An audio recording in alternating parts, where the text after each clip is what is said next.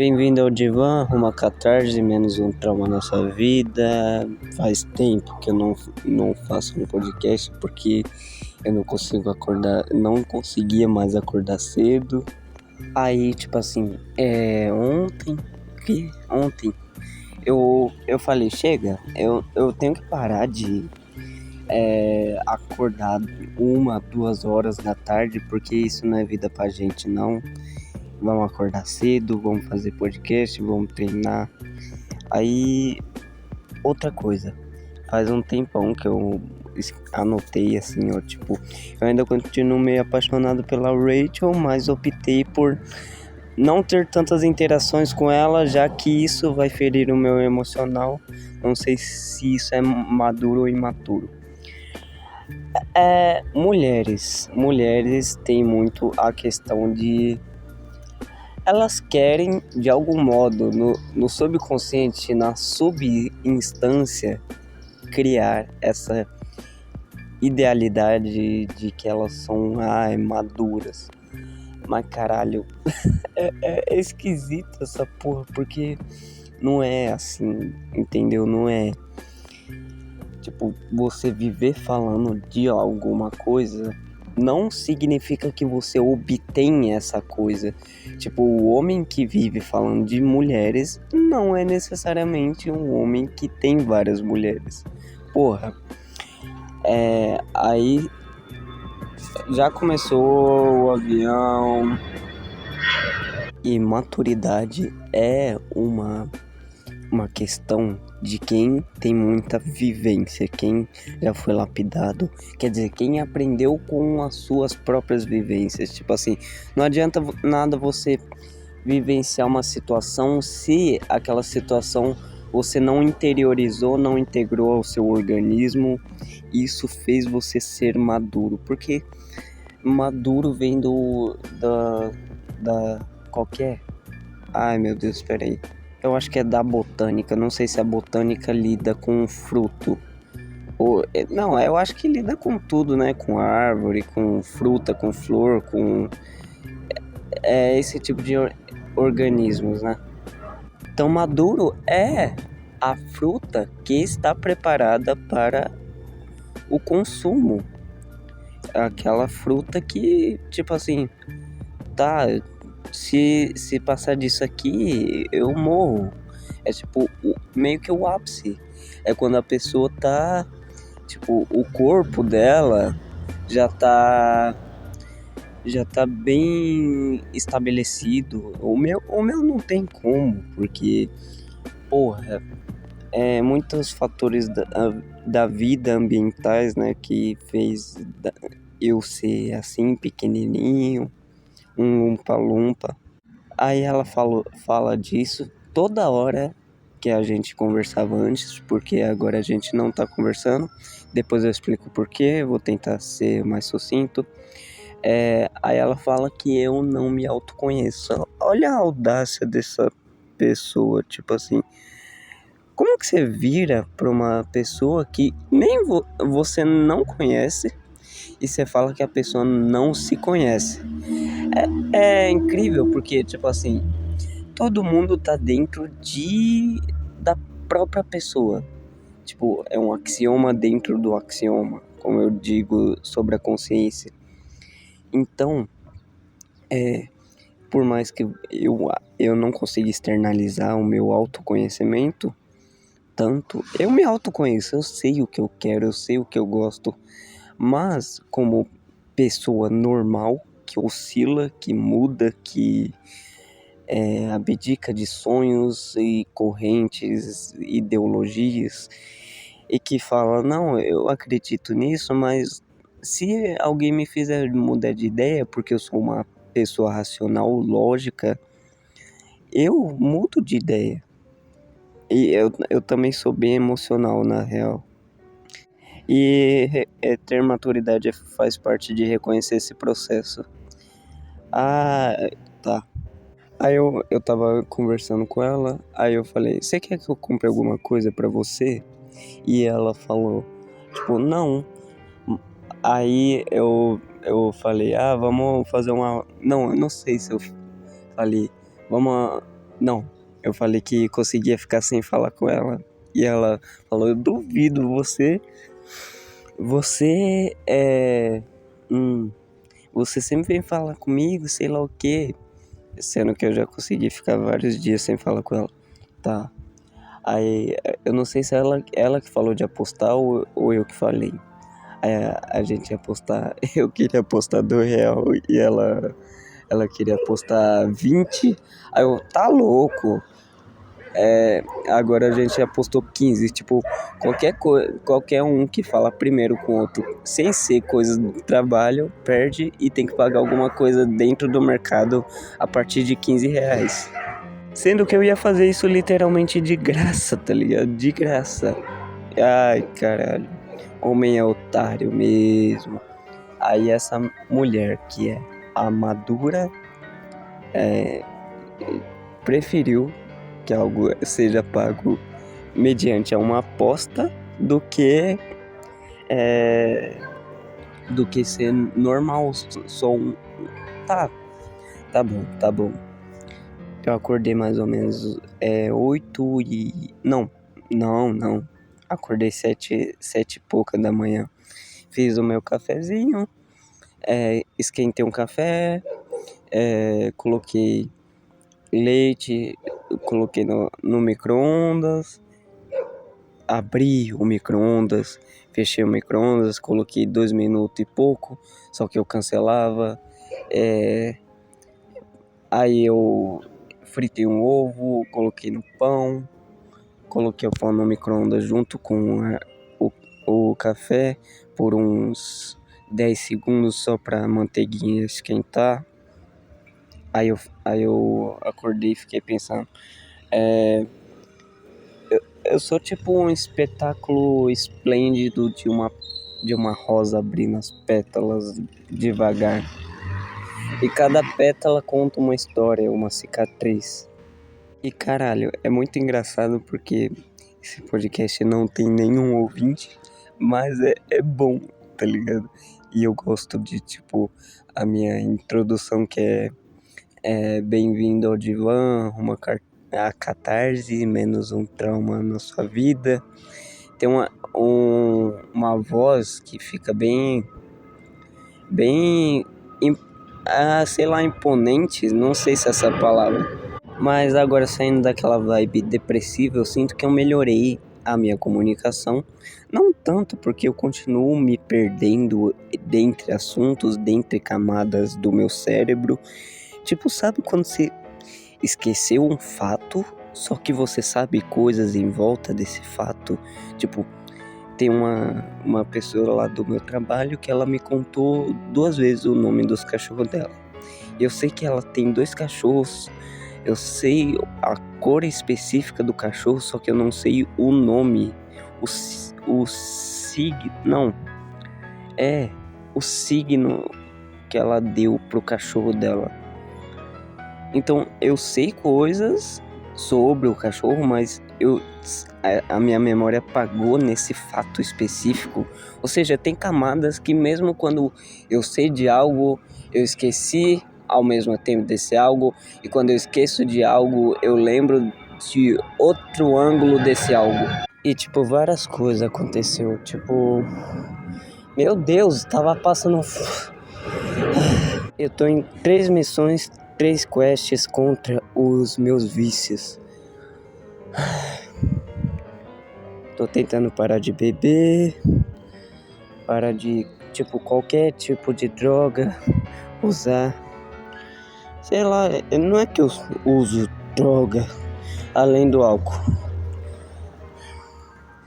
Eu tô tentando parar de roer unha.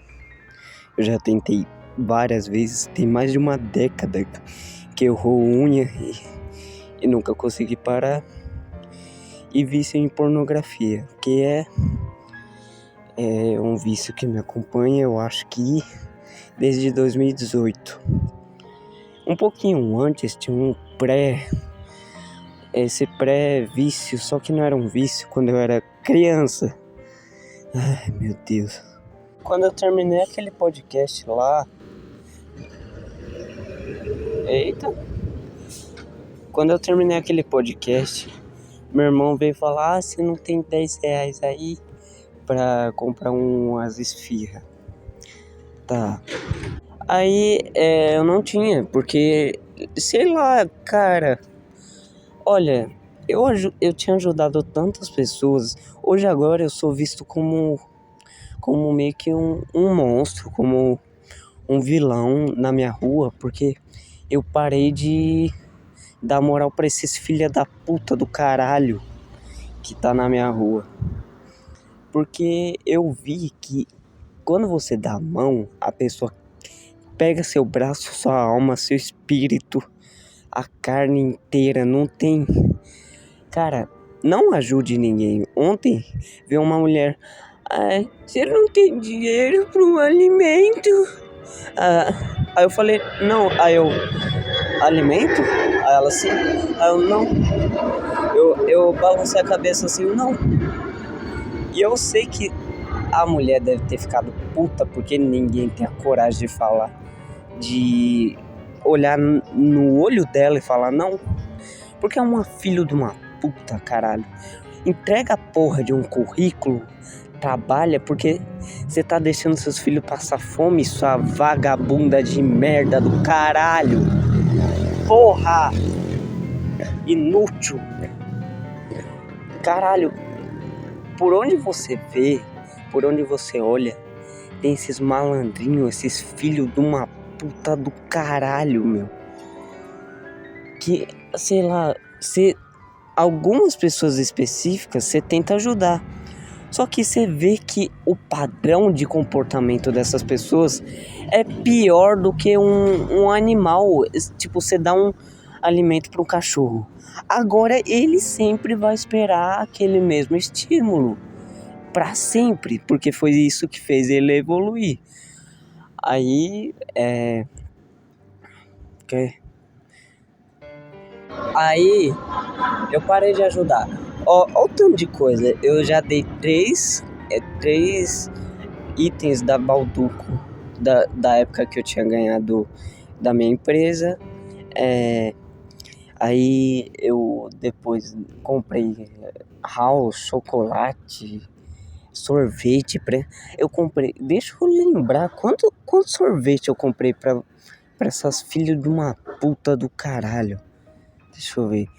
Pras irmãs daquele moleque lá. Eu devia ter batido no moleque e acabou por isso mesmo. Porra, bicho. Olha o quanto eu sou imbecil, cara. Com essas ideias de... eu tenho que virar amigo, eu não tenho inimigos, né? Mano, para de ser burro, bicho. Ajudar os outros também. Quando você ajuda, sei lá, você se sente bem, mas as pessoas não estão na mesma vibe de se erguer e te ajudar também, de, sei lá, pelo menos dar uma moral. Ninguém mais é grato por nada, cara. Que bizarro. A gente vive nessa cultura hipócrita do caralho, meu. De preservar a saúde mental, de... eu sou o cara que doa, eu sou a mulher que doa, que é participativa. Aí eu devo ter comprado aqui uns 6, eu acho que uns 6 sorvete, 3 coisas da Balduco. Gastei 20 reais com chocolate pra esses vagabundo do caralho. Puta que pariu. Aí uns quer que eu lembre do aniversário, sei lá. Aí outro quer que eu saiba o que... Aí eu gastei mês passado 60 real com aquele vagabundo que veio da Bahia, aquele filho de uma puta do caralho, que não tem a porra de uma coragem de sair e, sei lá, até cometer um crime pra ajudar as filhas, porra. O foda é se ele fosse cometer o crime em mim, aí eu ia ficar brabo pra caralho. E tipo, eu fui humilde com o cara, fui humilde com essas porra, fui humilde com quem mais? Não. Fui humilde lá com o mendigo que eu ajudei. Dessa vez não foi no financeiro, foi ajuda física para ele conseguir o financeiro. Não é financeiro, é só um dinheirinho besta, meu. Aí teve essas coisas, porra. Aí eu falei, mostrei um pedaço do meu livro pro meu irmão e ele ficou puto. Deu algumas dicas sobre adicionar um buraco branco. Tá, é porque eu disse que eu ia criar um mundo matemático, né? Cadê? O livro tá um pouco extenso e eu... Caralho, eu queria ter alguém pra me ajudar, bicho. Tá. Eu começo assim, ela tinha amigos que reconheceram sua inteligência e fazia parte de uma organização de cientistas que permitiram ela fazer pela primeira vez o seu Neuronox, que é o remédio que eu adicionei, que é basicamente um estimulante de inteligência. Mas infelizmente eles não queriam deixar ela levar a cartela toda, porque ainda iam fazer testes em outros animais primeiro. Só que ela conseguiu fazer 2 cartelas e deixou com eles a outra e ela escondeu. Que? Com eles e a outra ela escondeu, tá? Então, num encontro casual que tivemos, ela me mostrou o Neuronox e me deu um e tomou o outro. E simplesmente eu ouvi o Evangelion panteísta feito pela minha matemática favorita. A Rachel conseguiu correlacionar a forma geométrica do universo hiperbólica com a equação relativística de Dirac. E viu que o universo que observamos é um vetor desdobramento do espaço anti-hiperbólico, que é conservado pelo teorema de Noether. Ela calculou a fórmula de Deus, transliterou Shakti e Brahman. Num quadro com equações algébricas, manifestou Namagiri. Descobriu que tudo se conserva e se mantém mesmo quando essa parte energética se desloca para outro campo de ondas que não corresponde ao estado normal, entre aspas. Descobrindo assim que a roupagem, ou seja, o que constitui as substâncias dessas ligações, arqué e physis, é a superposição dos sólidos de Platão com a geometria não euclidiana. E todas elas estão em um lugar só que corresponde simetricamente a todo o espaço, como o emaranhamento quântico holográfico, mesmo sendo imperceptível na vibração molecular em que as pessoas normais estão. No campo da energia, ela é a mesma, ou seja, o ser de Parmênides, o mundo inteligível. No campo da matéria, tudo é movimento, o devir de Heráclito, o mundo sensível. Mesmo aparentemente sendo parte do heteromorfismo, é essencialmente homeomorfismo. As formas que se propagam hipercubos não reminianos com rotação interiorizada em órbitas elípticas são, em suma, a conservação topológica na realidade ontológica. A estrutura base possui continuidades mesmo assumindo outras formas. Ou seja, mesmo mudando de forma, a estrutura base continua sendo a mesma, ou seja, átomos. A matemática está arraigada no inconsciente coletivo, sendo alvo da representação neuronal. O mundo reconstruído dentro da mente, demonstrado pelo inatismo da distância e quantidade. Ou seja, você meio que inatamente sabe que existe distância e quantidade, que são propriedades matemáticas da realidade fora da gente. A aritmética teótica é ato puro, portanto, o sustentáculo epistemológico de qualquer ente e suas potencialidades no subconjunto daquilo que constitui a realidade compartilhada no pluralismo. É como se ela tivesse desafogado esse conteúdo do líquido amniótico da experiência de quase morte que ela teve após uma parada cardíaca. Essa transliteração embebecida de algo no mundo incorpóreo auto-organizacional desses campos elíseos que até então não tínhamos clareza por estarmos envoltos de uma névoa que, quando tentávamos compreender tornava-se obnubilante, cheio de incógnitas. Isso é uma interseção mereológica entre subconjuntos de estrutura interagindo e se autointegrando. Na Rayleigh, há potências equacionais infinitas a priori, isto é, antes de qualquer forma, tem algo que configura sua base para que se torne verdadeiro. O ouro tem sua formação química e antes dela há uma equação. Então, tem formas de equipolência em toda a matéria. A potencialidade dela está contida na energia. Eu acho que está meio errado.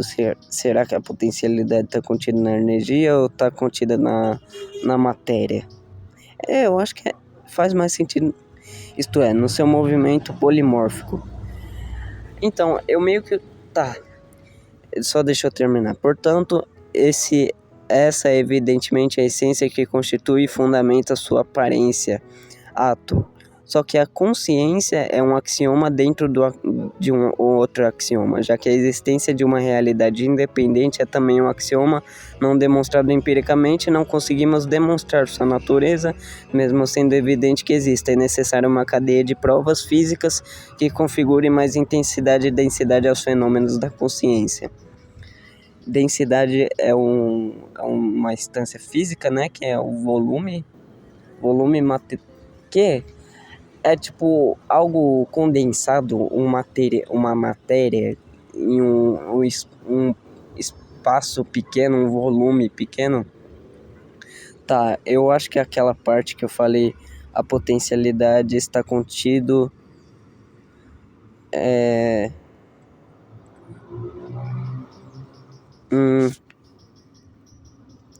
está contido no processo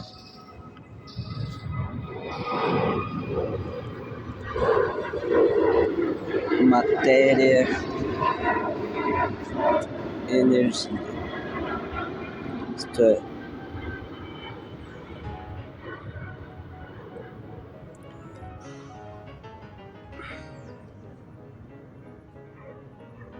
tá bom. E tipo assim, baseado nisso, eu pensei assim, ó, vou demonstrar duas camadas do meu pensamento que são contrários, mas ao mesmo tempo se complementam. Pensamento 1. O mundo da vida é indissociável do sujeito e impossível de colocar a essência desse mundo em subcategorias ou subconjuntos separados metafisicamente, de modo isolado do conjunto total. O olhar do ser humano está viciado, portanto, enviesado para o lado da matemática, achando que todo objeto detém isso, separando as coisas em produtos cognitivos, como se a realidade funcionasse a partir da matemática metafísica ulterior à existência. Mas as coisas acontecem e damos explicações para elas que condizem com os acontecimentos. Criamos esse paralelismo com uma própria lógica, que tem coincidências entre ela e o que chamamos de realidade. Então, portanto, ela é a própria realidade. Creio que isso é um equívoco. A gente viu na realidade geometria. Aí a gente cria um campo de estudos chamado geometria. Só que agora parece que a gente está atribuindo à realidade algo que é nosso, produto do intelecto. Não como se a gente estivesse estudando a realidade. Não é a gente que demonstra a natureza, é a natureza que se demonstra pra gente. Tá, aí vamos pro pensamento 2. Na Rayleigh, há potências equacionais infinitas a priori, isto é, antes de qualquer forma, tem algo que configura sua base para que se torne verdadeiro. O ouro tem sua formação química e antes dela há uma equação. Ou seja, o mol, a forma que podemos transliterar a realidade equacional em produtos cognitivos para compreendermos. Se somos resultados desse conjunto chamado cosmos e a realidade é um subconjunto e o ser humano é outro subconjunto, agimos de modo bionívoco, já que outrem não vai adentrar a minha subjetividade. Oi! Aí, porra, o que é bionívoco? Quando um conjunto interage com outro conjunto, tipo assim, cada elemento de um conjunto interage com um elemento específico do outro conjunto sem necessariamente interagir com todos os outros. Ou seja, quando você está interagindo com a realidade, só você e você está interagindo com a realidade. Cadê? Em toda a matéria, a potencialidade dela contida na energia, isto é, no seu movimento polimórfico. Então, portanto, isso é evidentemente a essência que constitui e fundamenta a sua aparência. Ato. Só não conseguimos demonstrar. Pronto. É meio que isso, é quando você tem uma parte de mim que fala, a física do mundo é matemática. E tem outra que fala que é só produto cognitivo. Por mais que, tipo assim, dê pra você fazer um experimento aqui e no Japão e dar o mesmo resultado, de certa forma, é a realidade.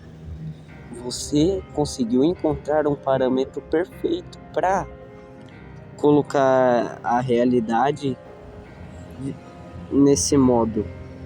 Tá, esse episódio vai ficar um pouco mais filosófico porque eu vou...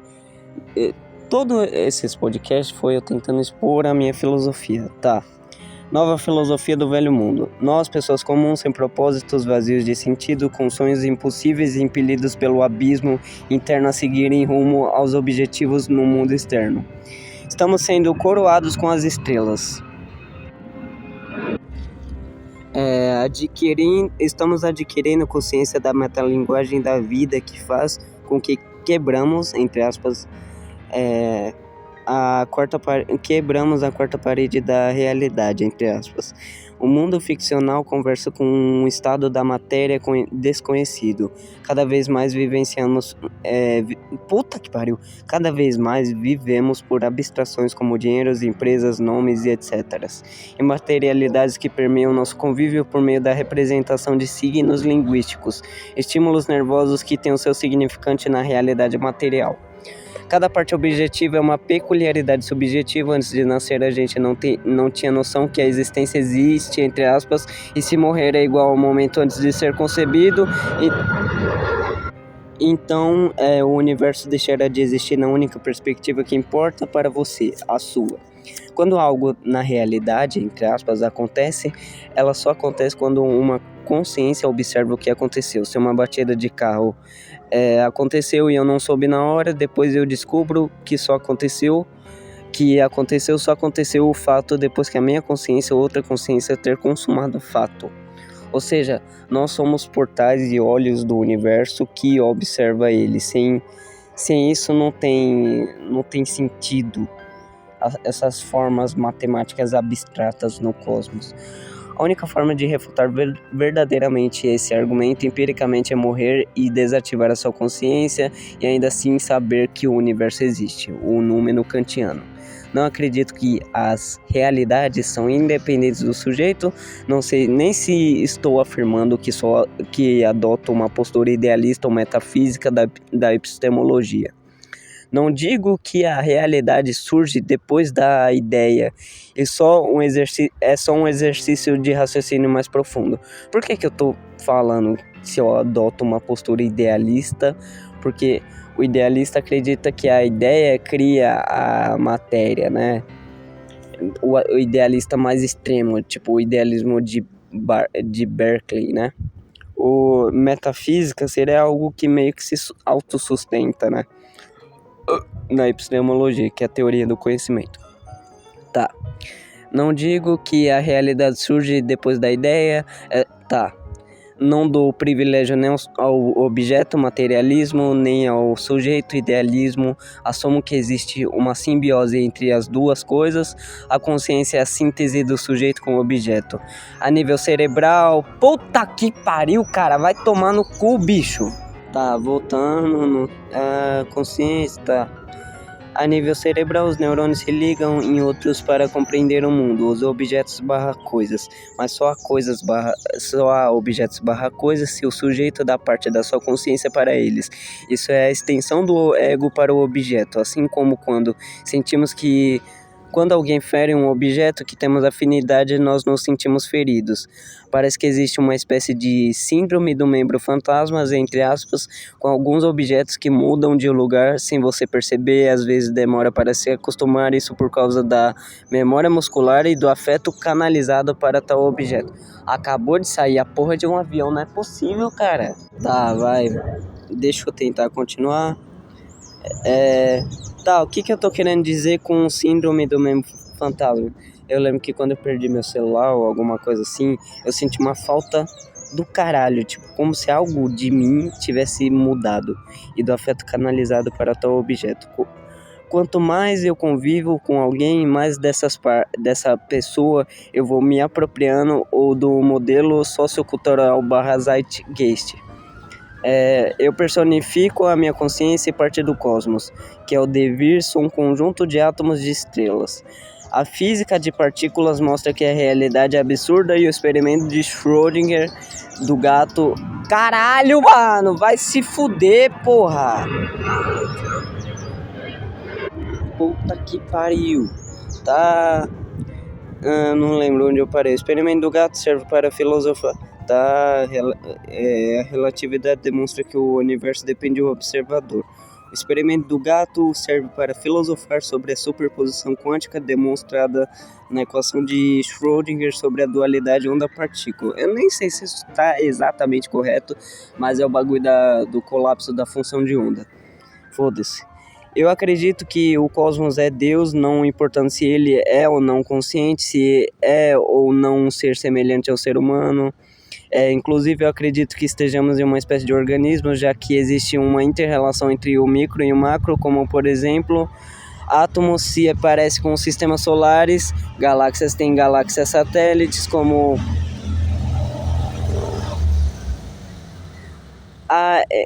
isso, essa questão do universo ser um organismo meio que já mata o bagulho da biogênese, né? Que é artigo de negação, bio é vida e gênese é início, ou seja, como a vida surgiu. Tá, foda-se. Átomos se parecem com sistemas solares, galáxias têm galáxias satélite, como os planetas. Redes neurais se parecem com teias cósmicas e neurônios quando se comunicam com outros parecem galáxias expandindo. Se somos feitos de poeiras de estrela, como provou Carl Sagan, e antes de ser uma estrela foi outra matéria no universo, a matéria e a energia nunca podem ser destruídas ou construídas, apenas transfiguradas ou transformadas, como diz a lei de conservação de massa de Lavoisier e a lei da conservação de energia de Joule. A equação mais famosa do Albert Einstein, I igual a mc ao quadrado, diz que a matéria pode tornar-se energia e vice-versa. De modo simples, eu mostro que eu acredito em ciência e ela molda minha visão espiritual, entre aspas. Eu não acredito em parapsicologia, que o ser humano possui capacidades que caminham em direção à alteração da matéria, se bem que tem. Tipo, não é parapsicologia. Parapsicologia seria um modo de você mudar a realidade mentalmente, né? Tipo, eu queria que algo voasse, telecinese. Tá. Por mais que podemos criar bombas atômicas, nós somos partes ínfimas de Deus. Ele rearranjou átomos de forma que nós nos tornamos conscientes de nós mesmos para ele experienciar a si mesmo. Porra, bicho, não é possível. Eu quero sintetizar todo o meu pensamento filosófico nesse... Ai, dizer que tudo é subjetivo e não há algo objetivo é dizer que o argumento não tem validade. Porém, é também uma atribuição da mente dizer que o objetivo é verossímil e o subjetivo é ilusório. Nossa subjetividade tem que ter um atributo objetivo na nossa vivência empírica. Ao avaliar a minha experiência, eu me vejo como objeto e o objeto possui algo do sujeito, uma projeção. Eu sou o conhecedor e o objeto é o conhecido. O objeto me lança estímulos e eu, como sujeito, interpreto esses estímulos. Isso não diz sobre o objeto e sim como eu interpreto ele.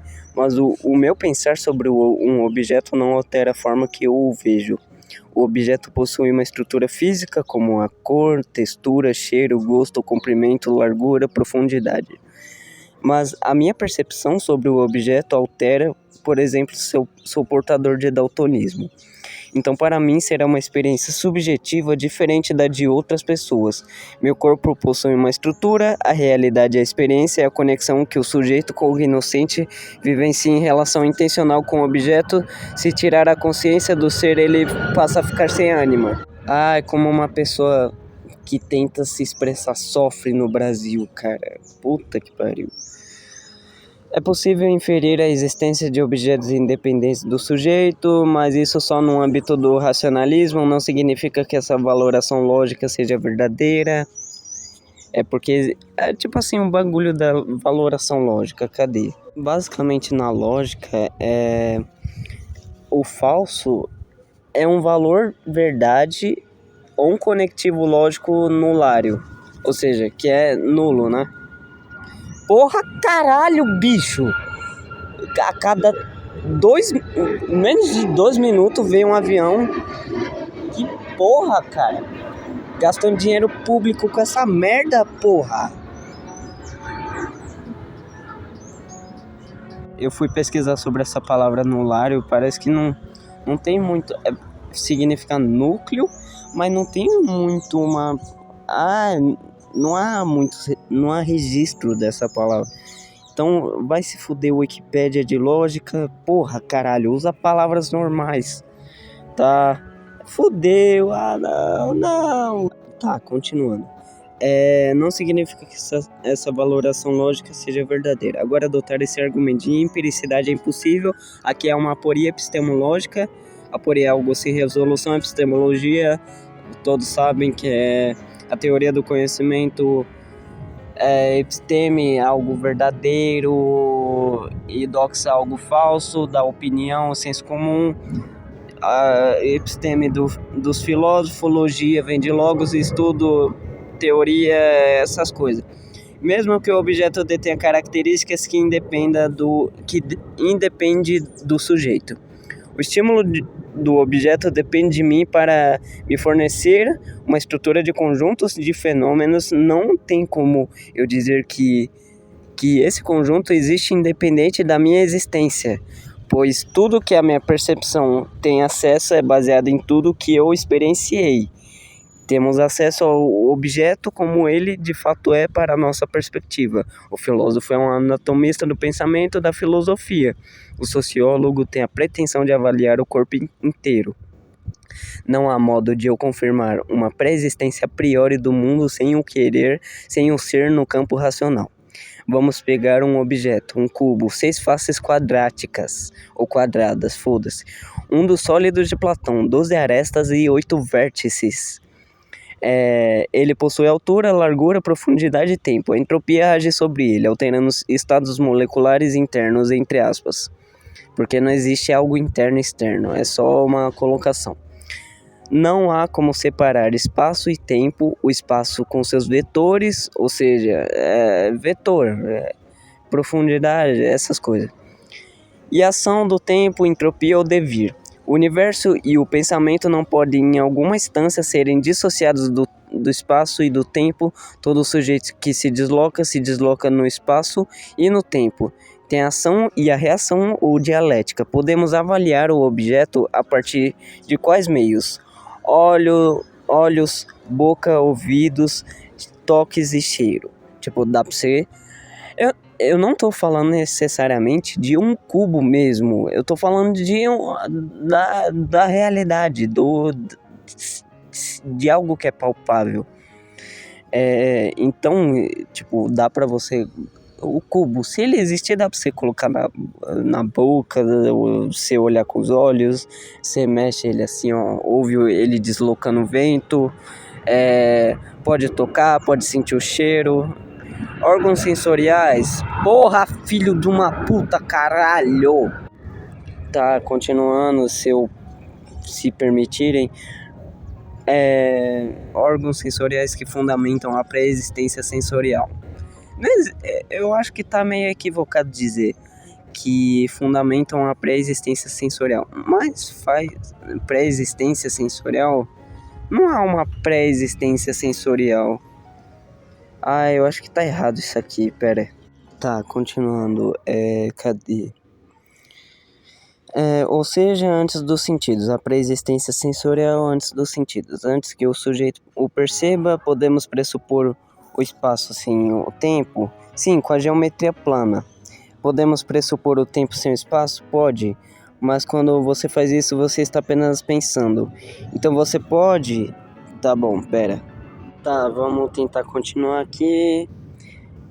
Então você pode estar ignorando que antes de você existir, tu não sabia que a existência possuía qualidades, formas e quantidades, tamanhos. Ou seja, quantidades é aquilo que indica número, classificação numérica.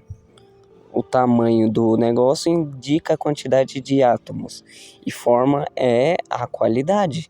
Ou seja, se algo tem uma forma de um cubo, é a qualidade, a propriedade inerente àquela coisa. Mas tem propriedades, propriedades temporárias. Tipo, você toma banho e a propriedade limpo está em você, mas naturalmente a propriedade é sujeira. A propriedade geométrica pela qual a sua lente euclidiana apreende os vetores espaciais é dotada de uma qualidade lapidada pela evolução darwiniana. Mas isso só se torna empírico no momento em que você pode provar. E como tu faz isso? Existindo e raciocinando. No momento em que você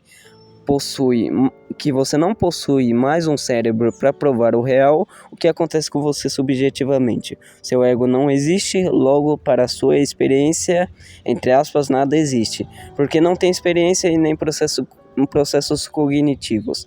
Isso é uma prova de que as coisas não podem existir por si mesmas? Não, porém não há uma prova do contrário. O juízo de uma existência que você atribui à interioridade ou exterioridade se constitui em situar algo no espaço e no tempo. Tá, ou seja, o juízo de existência é você situar algo no espaço e no tempo. Mas existe algo entre esse espaço e entre esse tempo, que o sujeito objeto faz. Se eu fosse absolutamente sujeito, eu não poderia analisar as minhas percepções, memórias, como se fossem objetos. E se existisse um objeto absolutamente isolado de qualquer outra entidade, ele é totalmente irrelevante se ele não existe para um sujeito ou algo que valide a sua existência.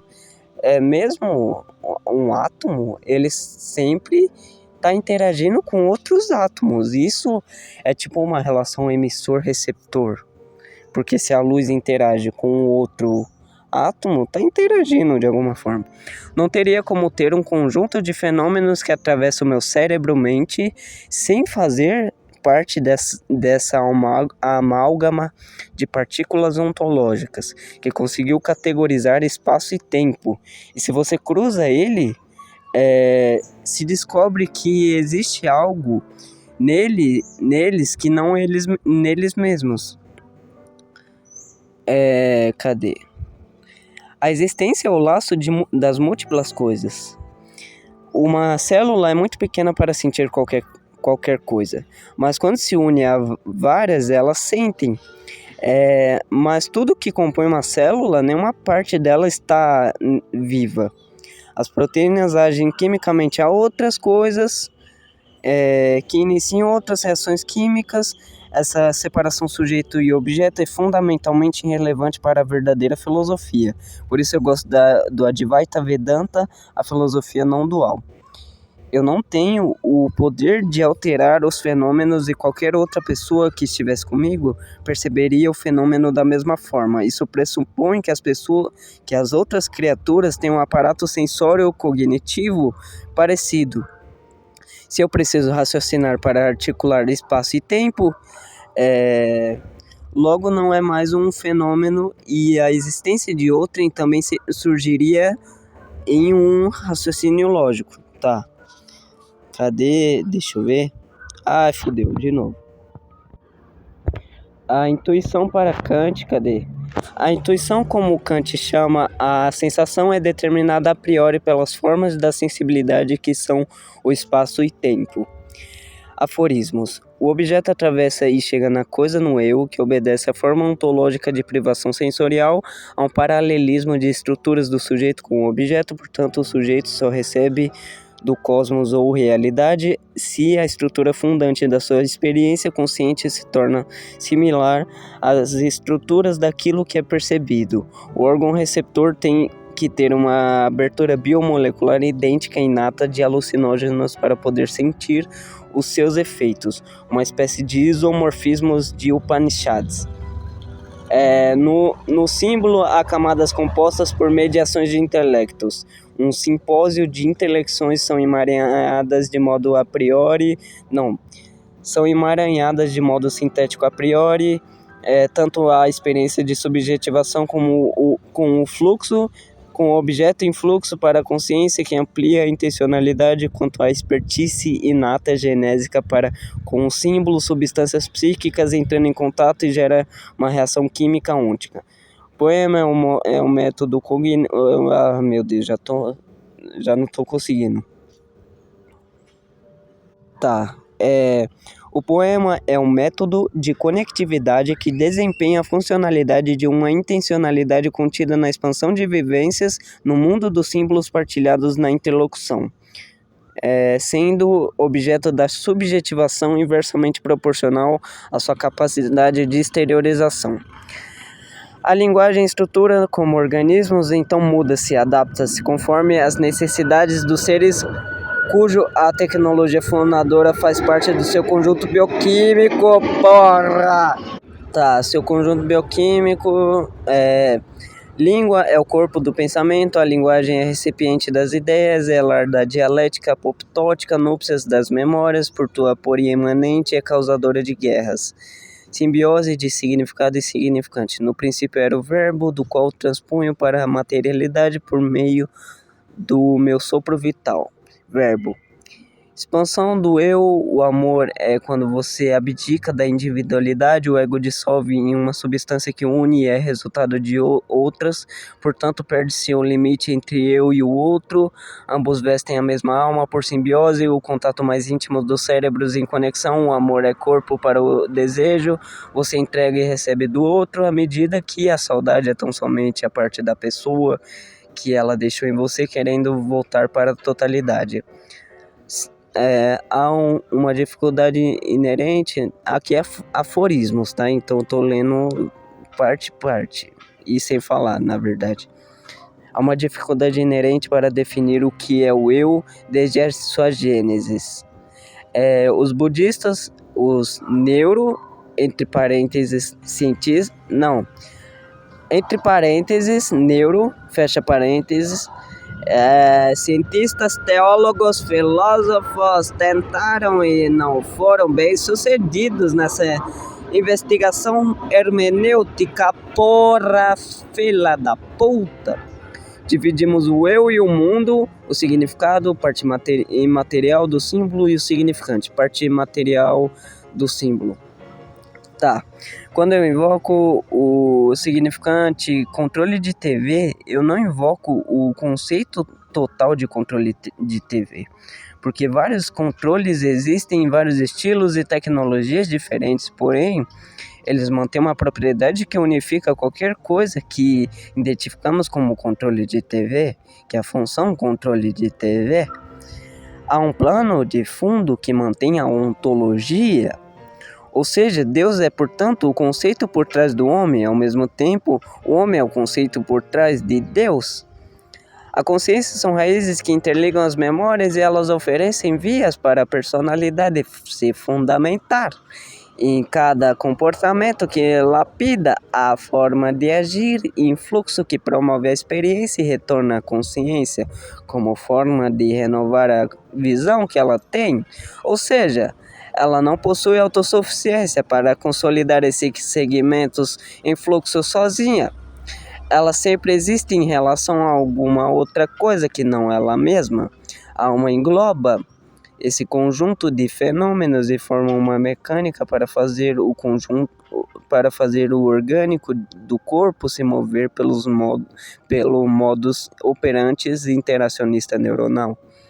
A nível simbólico, nos importamos muito com o significado que atribuímos para as coisas do que elas são na realidade, entre aspas, e não sobre aquilo que representam como situação individual, mas sim como totalidade / conjuntos de acontecimentos e bagagens inconscientes.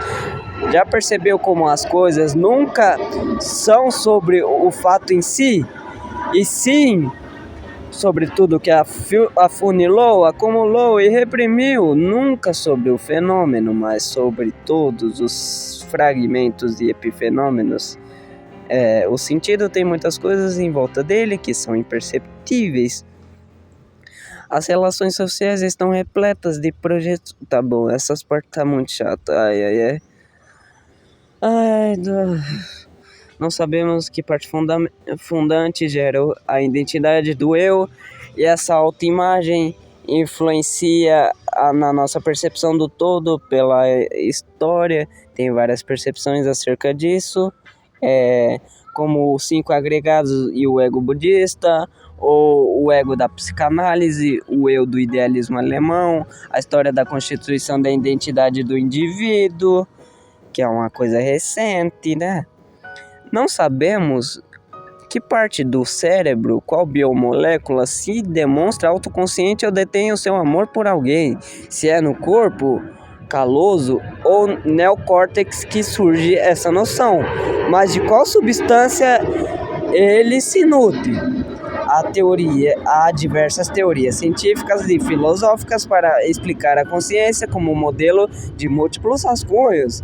A teoria da informação integrada, o modelo da consciência, o modelo holográfico da consciência, que é um holocosmologia, tá? Se existe um eu que deglute as informações, então antes dessas informações deve existir um proto-eu que é capaz de digerir as proto-informações que você mesmo gera para ser capaz de processar as informações externas, ou seja, uma capacidade inata de conhecer a experiência. Então seus pensamentos são meros desdobramentos ontogênicos da manifestação de um epifenômeno da consciência, sendo parte dela própria, não sendo capaz de se dissociar dela. Tá bom. Aqui, o último, eu falo sobre aquele lance do cérebro não sentir as coisas por ele mesmo, porque ele não tem terminações nervosas, ou seja, ele sente o mundo, ele sente os sentidos sentindo o mundo, mas ele em si não sente nada. Ele é frio e calculista. Todos os conhecimentos estão conectados de alguma forma, seja pela linguagem, cujo todos são comunicados. Conhecimentos precisam ser relacionados uns com os outros, mais do que uma forma mecânica de aprender e reproduzir. É necessário que um conhecimento seja relacionado com o outro e que amplie seu poder de reflexão. Muito mais que só aprender algo, é necessário que o coloque em outros ambientes, que os testes como 2 substâncias químicas, que os pese em sua medida. Conhecimento é uma forma análoga à luz, isto é, no princípio havia uma diferenciação entre luz e a falta dela, a opsina. Foi isso que fez os seres procariontes evoluírem. Relâmpagos de consciência nos atingem e nós contemos em gramas / potenciação de longa duração as memórias. Realmente existe um inconsciente, não no mundo das ideias metafísico, mas porém Mas e porém, eita nós. Na própria fisiologia, como quando você tem contrações resultantes de estresse, mesmo que aparentemente e conscientemente você esteja feliz, entre aspas, e com um sorriso no rosto. Existem coisas dentro de você que você não conhece e mesmo que conhecesse não entenderia em sua profundidade. Isso é o inconsciente como simulacro.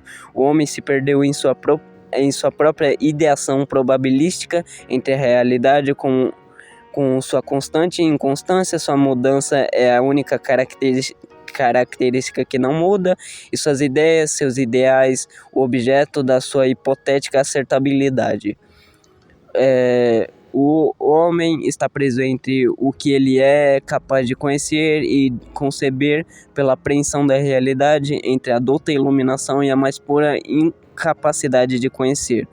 O corpo entende o conhecimento como vírus que o deixa com uma doença viral, por isso o mesmo tenta combater, não permitindo ser incorporado, sendo alvo do oblívio, a ponto de que, ao tentar tornar o corpo hospedeiro, introjetando o conhecer, o ser se apega às suas correntes de vieses para afastar a dor de entender.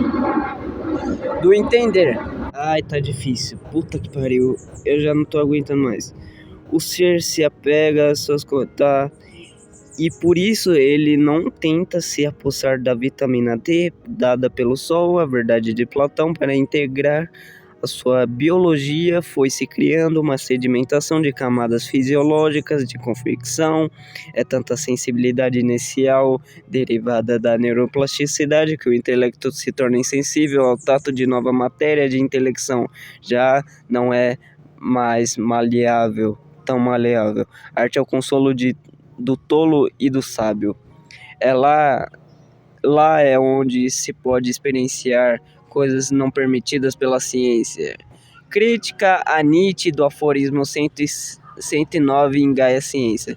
Se o universo é um ser vivo, o modo caótico como ele reage é do mesmo modo que o nosso corpo ao realizar a apoptose. Células não entendem que participa de um organismo maior. Assim como a sociedade não percebe que há algo maior do que sua política utópica, entre aspas.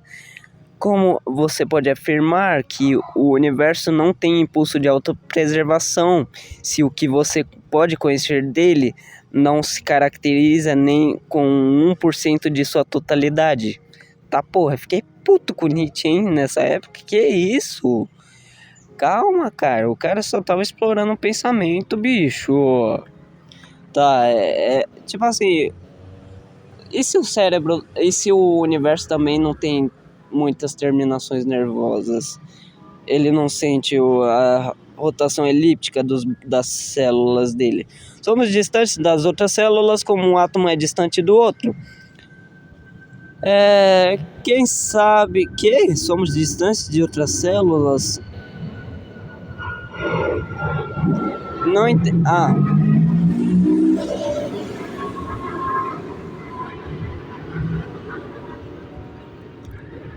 Quem sabe sobre a nossa ilusão, sobre aquilo que acreditamos ser inorgânico, não será possível em tempo infinito. Não será possível em um tempo infinito que exista um número orgânico, mesmo que incognoscível. Caralho, bicho, esse número orgânico talvez seja o próprio ser humano. E eu gostei muito dessa insight. Pode não haver nada realmente divino, porém é inegável que ele segue uma ordem, seja na forma retilínea e rotacional elíptica de objetos com grande massa, seja na forma interacionista que cometas têm com os planetas e as estrelas que formam eles. Toda matéria se torna nova. Esse é o devir de Lavoisier, que torna a morte corporal e da consciência impossível. Todo o corpo está produzindo vida, mesmo morto, ao ser absorvido para o solo ou mesmo quando ele mata células para se manter vivo, ou seja, evitando possíveis células cancerígenas, a consciência não passou a existir, ela passou a ter consciência de si. Isto é, saber de sua existência, pois não tem como algo assim surgir do nada ou deixar de existir. A informação nunca é perdida, segundo a lei da conservação de energia/massa. O inorgânico torna-se orgânico, como ocorreu na Terra primitiva. A única explicação para a biogênese é que algo tenha surgido de modo abiogênico, ou então o universo é um organismo. Escravidão ideológica é o que cria a escravidão externa, é a embriaguez embriológica que deturpa o sentido em seu processo de sedimentação, afetando o processo de escolhas, tornando-as impulsivas. Isso cria pessoas enviesadas a ponto delas tentarem impor, externalizar seus preconceitos. A minha percepção e o conceito que eu tenho sobre mim só nasce quando eu me observo através do espelho ou da água, ou eu me baseio no que outras pessoas falam ao meu respeito. O teocentrismo não passa de uma extensão do antropocentrismo. Criaram um Deus com características demasiadamente humanas. Para um ser celestial, ele te ama, o que já é um sentimento inferior, não digno de Deus, de todos os outros deuses. E se você não reconhece esse amor, ele te odeia, ou seja, um sentimento ainda mais inferior. Mostra uma reatividade de um ser que é um motor imóvel. Para um ser com a liberdade última e primeira, é estranho que o valor dele seja nos ter criado e passar a agir de modo interacionista conosco.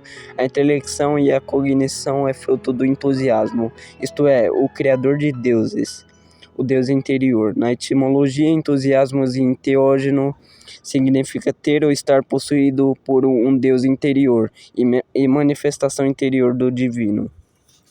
Você personifica todas as suas vivências. O que eu quero dizer com personificar suas vivências? A personificação é quando adotamos um objeto de características antropológicas, mas aqui eu me refiro a um epifenômeno, ou seja, um subproduto da vida, como a formadora de seus aspectos biológicos.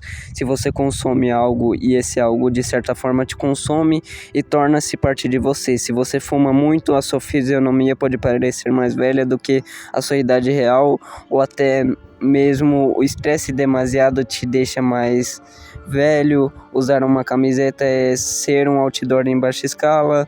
Você paga para fazer propaganda da marca. Comer demais te torna uma expressão daquilo que não consegue controlar seus impulsos. Um exemplo científico, o Anatoly Bugorsky recebeu um feixe de prótons no crânio e uma parte do rosto dele parou de envelhecer, como se ele personificasse o paradoxo dos gêmeos do Albert Einstein. Pronto, acabou. Meu Deus. Eu acho que deu mais de 1 hora.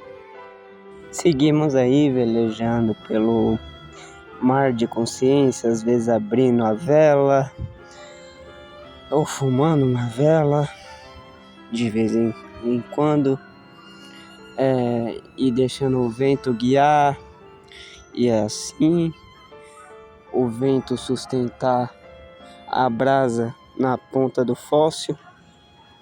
Seguimos com a poesia aí. Faz tempo que eu não componho poesia, e como já tá nessa vibe de tipo 1 hora, já teria que ter acabado. Só que eu queria ter um podcast de 2 horas. Pena que eu não tenho capacidade cognitiva para sustentar um podcast de 2 horas falando, só falando e sem ler nada.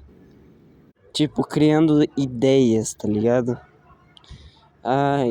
Como eu sou burro, ou experiências que eu tive. Eu tenho muitas experiências todo dia, porque eu sou bem doidão.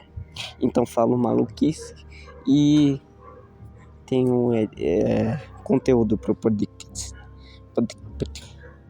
Agora mais do que nunca eu tô correndo o risco de pegar dengue, cara.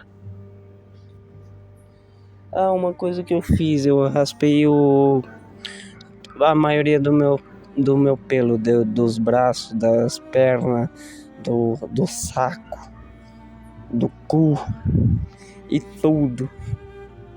Sei lá. O que adianta ser verdadeiro com outros seres humanos de tipo, tá, eu sei quem eu sou, eu faço tal coisa, eu penso de tal forma, eu sei que eu não posso expor isso. Todo mundo tem pensamentos nos quais não se pode expor na sociedade, porque todo mundo é um ser que pode odiar outra pessoa, pode sentir vontade de matar outra pessoa, mas em geral as pessoas não admitem esse tipo de coisa, bicho, porque é difícil ver o mal em si mesmo. Não, ver o mal em si. Não o mal como representação, mas o mal em você, entendeu? Ai, ai, que dificuldade. Ai, meu Deus, transliterar isso. Ai, é difícil colocar em palavras essas coisas, cara.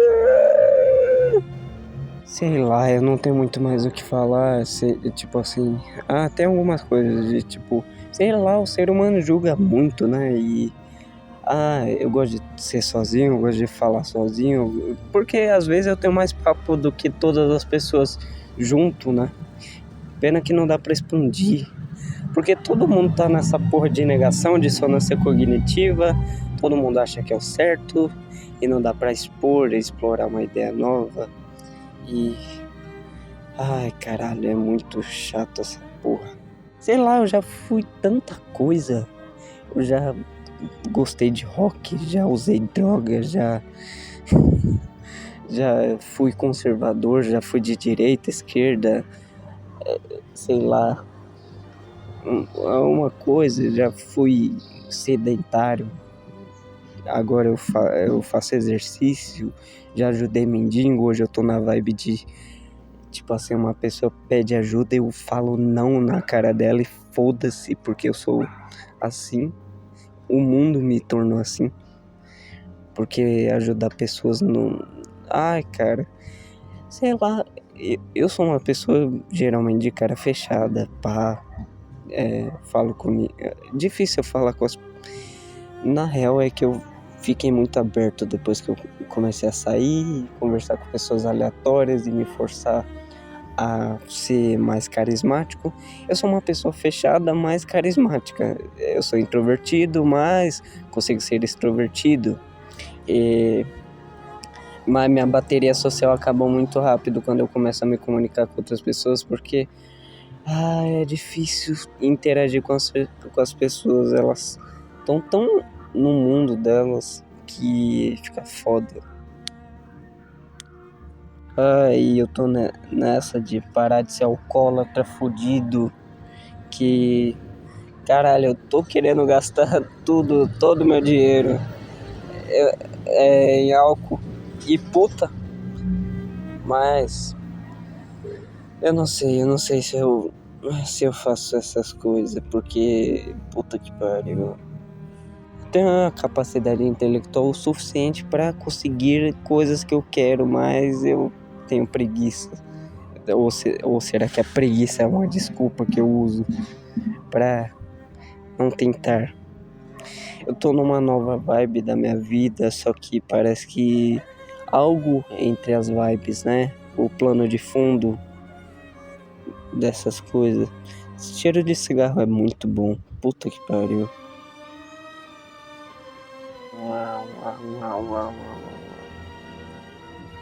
Quer dizer, tipo, as pessoas estão tão alienadas na vida. Sei lá, talvez elas encontraram uma verdade que eu ainda não tenho acesso. Sei lá, tipo, cada uma pessoa pode ser verdadeira mesmo. Ai, caralho, peraí. Uma pessoa pode ser verdadeira mesmo sendo falsa. Tipo, não sendo falsa, é que ela é verdadeira com os próprios sentimentos, ou seja, ela expõe a verdade que ela está sentindo, mas ela não que aquilo seja um fato na realidade, mas é que ela é verdadeira com a própria verdade que ela tem dentro de si. Tipo, eu que expõe e fala na cara e foda-se, porra, o que vão pensar, caralho, foda-se, porra. Todo mundo é a porra de um macaco que peida, caga, mija e foda-se todo mundo. Todo mundo vai morrer, ninguém se importa com ninguém. É um mundo de narcisos onde cada pessoa tá dialogando com o próprio reflexo, com o eco de si mesmo, dentro de si mesmo. Não permite sair da intrapessoalidade para interpessoalidade. Ninguém tá disposto a ajudar ninguém. Todo mundo quer se ajudar, todo mundo tá preso nessa noia, paranoia, esquizoide. Puta que pariu. Engraçado que toda vez que eu vou dormir, tipo assim, sei lá, eu vou dormir meia-noite. Aí eu coloco o despertador pra tocar às 7. Aí geralmente eu não consigo acordar. Aí eu acordo bem mais tarde. Mas quando eu vou dormir tipo 3 da manhã, perto do despertador despertar, eu consigo acordar porque eu não entrei no sono profundo. Tá, eu não sei o que eu ia concluir, eu acho que tchau.